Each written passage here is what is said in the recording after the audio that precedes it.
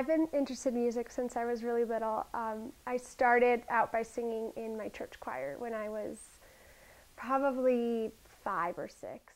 I heard that there's a sacred chord that David played and it pleased the Lord, but you don't really care for music, do you? A ton of classic rock, and I listened to the Beatles and the Rolling Stones, then eventually started listening to my own music, and come high school and college, I just stayed really involved in it. So I started to get interested in kind of different types of music that sounded a little more like me, and I started to develop my own styles, my own lyrics, and my own ways of pursuing music and doing things.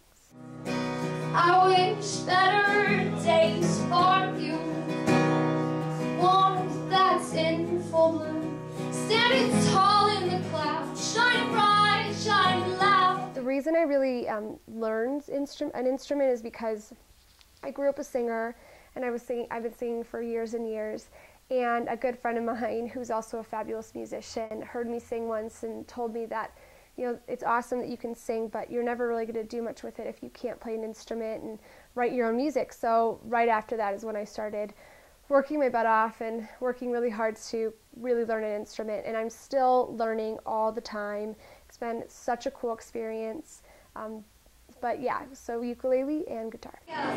Was traveling a lot in Europe this summer, and I had all these beautiful lyrics written down while I was traveling, and I got back and I just couldn't write music to them at all. So I wrote a song about what I kind of thought was relatable at the time when I got back, which was like drinking, I think. So this song is a little bit about drinking.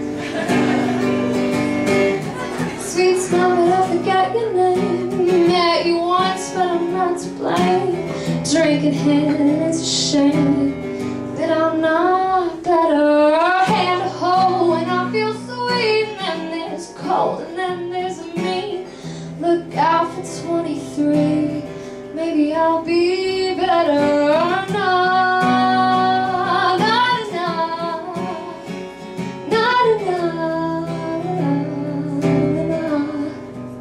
When I was 16, I lined up and tried out for American Idol, and I was exhausted. I wasn't really singing much at the time, and I waited in line, and I sang in my audition. I did my audition, and I sang really weird all over the board songs. I sang like a jazz song, and then I sang a Beatles song, and there were 3 judges, and they started to talk amongst themselves, and then one of them they were like, "Can you come with us for a second?" And I said, "Sure."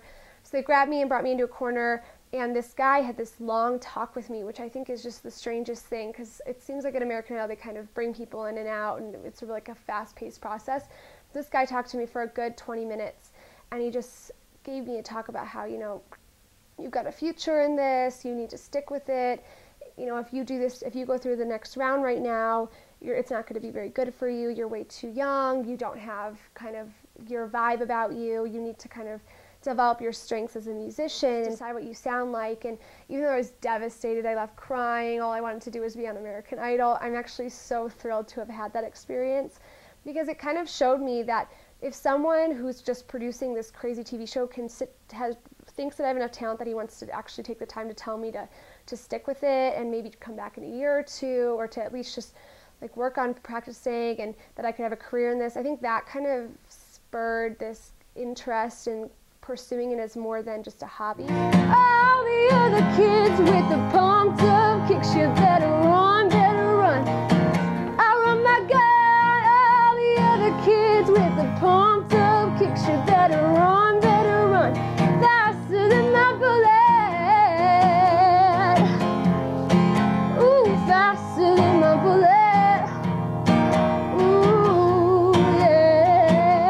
Try the way I'm doing it right now, and try and be a real musician, and play wherever I can, and whoever will hear me out, that will be fantastic. But I don't really believe anymore that there's like one quick way to get famous. I think you have to work really hard, and I think that people should want to hear your music, and that's like an awesome way to kind of to have success in the music industry.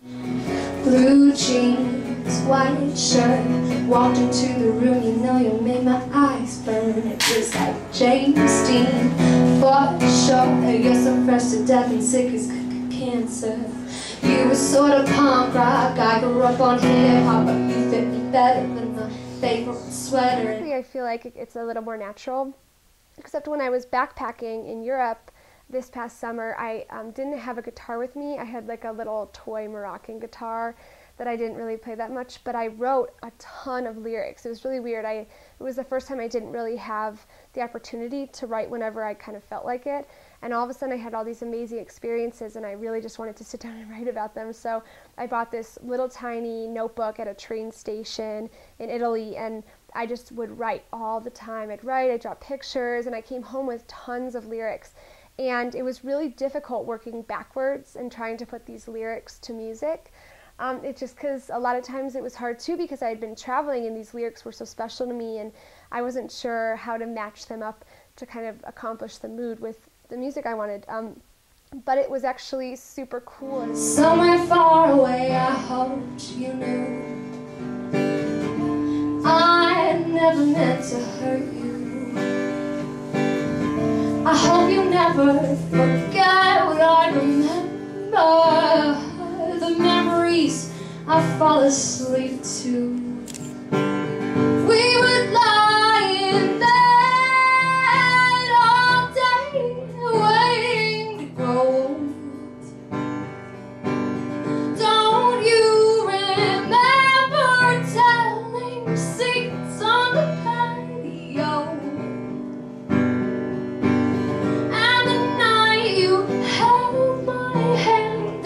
We watch the people go by, wondering if they would ever know what it feels like to be right at home. Wondering if we will ever know what it feels like to be right at home. If you're going to try and be a musician, you should be having a lot of fun. That's kind of the point of it. And so I think even if you do have, moments where it seems frustrating, it's just too much fun and too exciting to really give in to that thought whatsoever.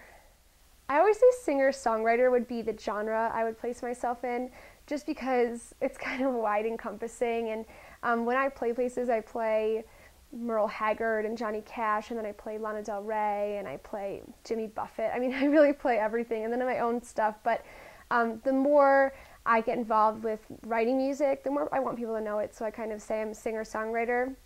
But I think that kind of maybe folk, but a little bit of pop, and I have a lot of influences, and I would hope that you couldn't necessarily place me in a genre right away, because I want to sound different, and I think my sound is very distinctly me.